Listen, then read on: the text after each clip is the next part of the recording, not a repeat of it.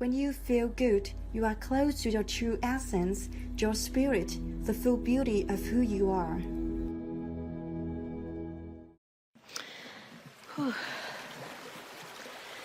It is really wonderful to have this opportunity to be with you in this way. Thank you, Esther. Thank you, Jerry.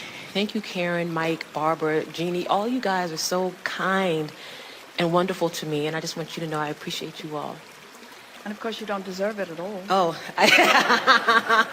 I'm so worthy and deserving. When people are nice to you, it's because that's your point of attraction, isn't it? Yeah, it is, exactly. And many people are nice to me, Yes. so I appreciate that so Yeah. much, including you. Abraham, we had our first conversation back in 2006, and many more since then. I told you in 2007, and anyone who would listen, that in 2008 I was going to procreate. That year came and went, and no baby. Well, you missed your window. I Talk about a stale desire. Tell us more. Get really specific. I got a lot more for you. I created a new mantra for the following year, and that was, I'm going to be fine because my baby's coming in 2009. And 2009 came and went, and no baby. So in 2010... Let's do it again in 2010. So no, yeah! That's right! That's right. But in 2010, my new saying was, where the hell is my babies? Okay?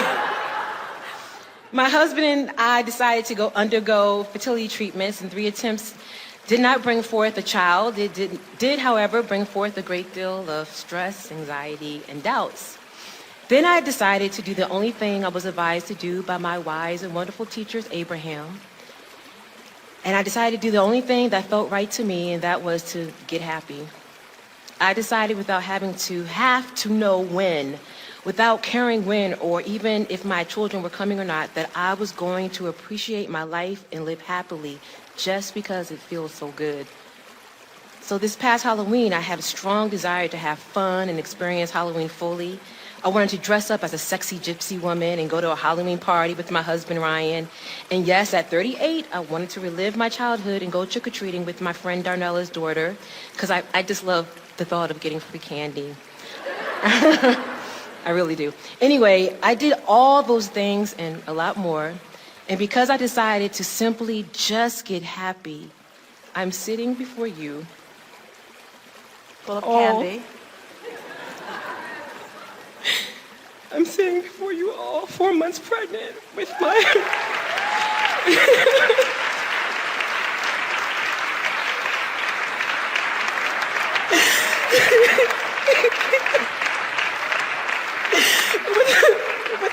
Who knew it was the candy? I know, right? With my first child, Jackson David Gibson, due in July of this year. I wanted to say to you, Abraham, thank you. Thank you for your loving guidance throughout my life's journey, especially towards motherhood. You've given me the best gifts I could ever receive, and that's the gift of understanding how the universe works and the gift of trusting my own inner guidance system. All right, now. Every day, so much more. I thank you. I appreciate you so much. Thank you.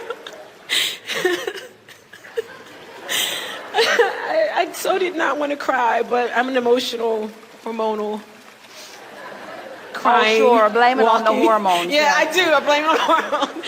But thank you so much.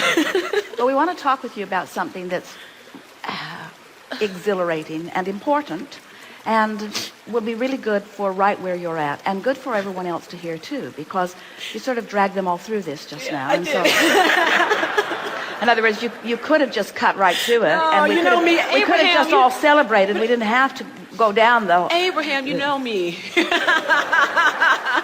You know Benita. Well, the reason that we want to chew on this just a little bit, Okay. and certainly it is a wonderful thing that is unfolding here, but we are talking about the specifics of the struggle, and how the specifics of the struggle were active long enough that it sort of slowed things down. 2008, 2009, 2010, in other words, it sort of slows down the manifestation. And then even after the manifestation occurs, there is a tendency to keep explaining the struggle.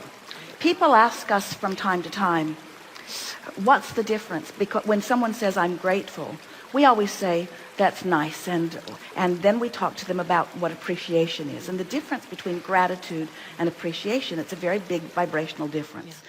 And the difference is that in gratitude, there's a keen awareness of where I've come from, which is still active in your vibration, and it serves as a sort of point of resistance. And where appreciation, there's no resistance in it, it's just pure flowing. At the last gathering, or so, someone asked the question about crying, tears flowing. And we said, in every case, when tears flow, it is a releasing of resistance. It's a releasing of resistance. And from what you know of us, and you know a lot, you've been listening to us for a while, nothing is more important than releasing resistance. And so as you tell this story and release resistance, and people are wanting to know, well, what's the difference between tears of joy and tears of pain, tears of sorrow, tears? And we say, there's a difference of tears of appreciation and tears of gratitude, in that there are no tears in appreciation. There are still tears in gratitude, because it's still resistance that you are overcoming. So now you are here. Now you've come to this place where it's time for you to no longer beat the drum of how much time and struggle it was from where you've come, but celebrating where you are on your way to the more that is coming. In other words, it really is time to let that. But there are so many people, and you've hit right on it. This is something that so many people are wanting to be really good creators, but they're still standing in the struggling stack of people. And when you're standing in the struggling stack of people, pointing out the adversities that you have overcome makes you shine in that stack. Right. But it keeps you out of the other pile altogether, you see. And so, and we're not just saying this to you, we're talking, and there are so many people who have really overcome adversities that don't let themselves move completely out of the vibration of adversity, because it's still entertaining to explain the adversity. And here's the bottom line, it makes the people who are still standing in the struggling pile willing to put up with your success. If you tell them how long you suffered before you triumph, you see. I do. And we say, it still slows you way, way down. You want to stop it. Right. All of you. In other words, it still slows you way, way down. It slows you way, way down. But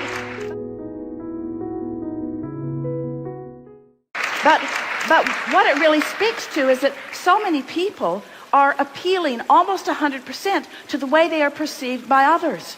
So what they think of me really matters a lot to me, Abraham, so I've got to soften what they think. And so since I'm thriving in every possible way, and look at them, they're not happy. They're not happy that I'm thriving. I'm making them jealous. And we say, you may be inspiring them to understanding what's possible. No, they don't like me anymore. They're not writing me letters. We say, good. They're not coming to my parties. We say, not a problem. In other words, but when you want to appeal to them, when you want to appease them, then you got to be enough like them that you keep the connection going. And when you're keeping that connection going, you're breaking this connection. Right. Really strong. Yeah. So we think it is a wonderful thing that is happening with you. And it is, you deserve a strong voice of appreciation for your willingness to keep the faith, for your willingness to keep your desire alive, for your willingness that even though it got a little stale, you kept throwing more Jeeps in the pile. That's funny. And now it's time to just revel in the well-being that you've got. And this is the thing that we'd like to say to all of you. If any of you are experiencing right now experiencing the absence of anything, in other words, 5 months ago, she was still experiencing the absence of this. So if any of you are still experiencing the absence of something that you want, you have to let go of your awareness that it's absent. That you just and so it's an interesting thing, easy for us to say, Abraham, how do I not notice that something that I really, really want is missing? And we say, by getting back to the essence of why you want it, which isn't missing. In other words, you still don't have a baby. You have a baby. Right. But you're still not going trick-or-treating yet, not quite yet. In other words, there's still more manifestation that is coming, and yet you're joyful. So why not understand that your vortex is pregnant with everything that you want? Ooh. It is.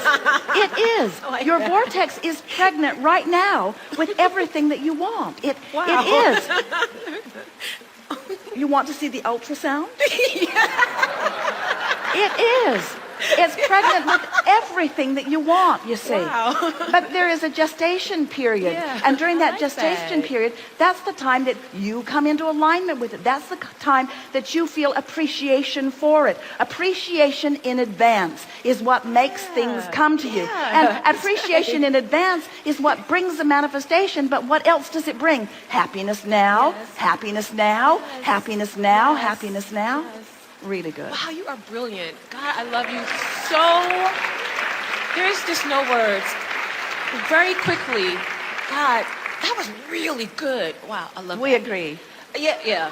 Very quickly, my brother Frank transitioned back in 2003, and we have developed a relationship, beyond these earthly limitations, and There are no earthly limitations. There's Right, just right. out of the vortex limitations. Right. But we've developed a relationship. I want my children to experience who my brother is. Can you guide me to how I can do that? They're going to be born full of him. I have a feeling that I have that feeling very strongly. Yeah. Because he's so funny, and I never talk about him in the was. That doesn't even feel right, because he still is. We all are, eternal. Well, now so- this is an interesting thing that you bring up, because you're saying to us that I had a manifested brother Right? who dematerialized, Okay. but he still is. And yet I have desires that aren't yet manifested that I feel lack about. And we say, if you can reconstitute your dead brother, you ought to be able to find vibrational alignment with anything that's not yet come into full Ooh. fruition, yes? Yes.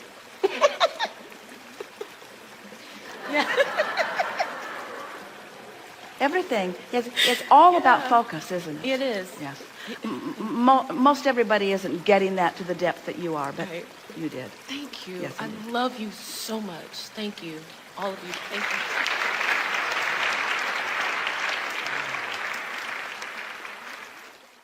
The standard of success in life isn't the things, it isn't the money or the stuff, it is absolutely the amount of joy you feel.